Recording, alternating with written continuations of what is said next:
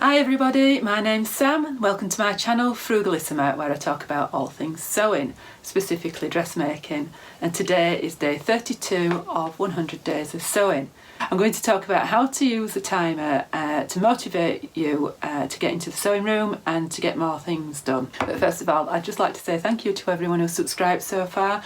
I'm really grateful for everyone who's done that. It just helps YouTube reach out to a bigger audience. And if you would like to click the subscription bell or the notification or just leave me a comment, that would be great. Thank you, truly grateful. So on to today's video. So following on from my video last week or the week before about finding your SewJo, I thought I'd put together a little video with some hints and tips of how to use the timer to help you either come out of your SewJo or to expedite your sewing a little bit. So just to be clear, using timers is nothing new. It's something that I was introduced to using the Fly Lady system for cleaning. The timer is used then to get more things done, basically. So it's not in my invention, and it probably wasn't the Fly Ladies neither, but it's something that I found really useful to bring over to my sewing. So my first tip for using a timer to get more things done is to use the top of the hour. And this is very much something that I've picked up from Diane in Denmark, who does the Fly Lady system.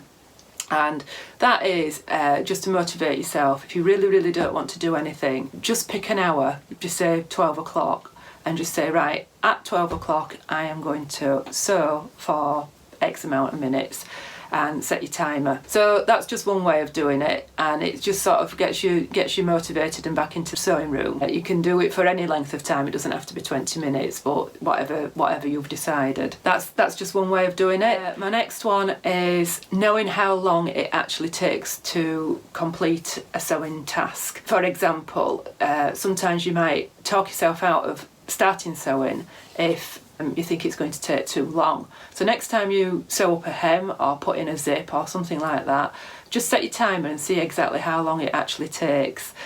You might be surprised at how little time it actually takes. And then you can just progress on to saying, well, I've got 15 minutes, I can put that invisible zip in, or however long it took you.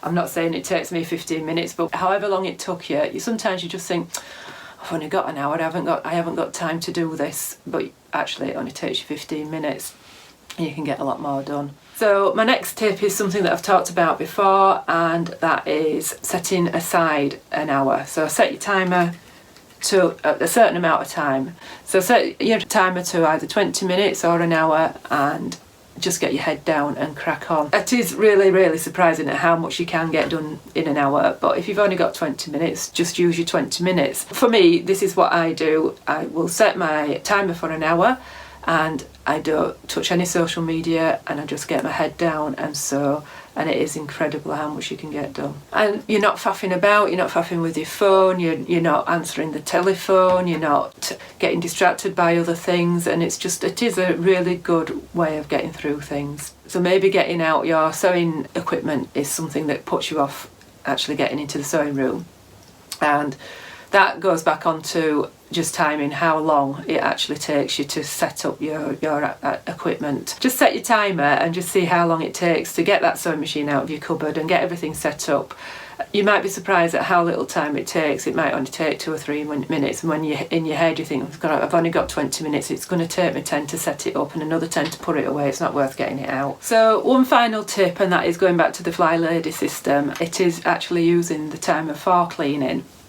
And what it does is it clears my mind. So I'll briefly cover what the system is. So you have a day allotted for different tasks. So you have an errand day, for example. You have a plan and play day, for example.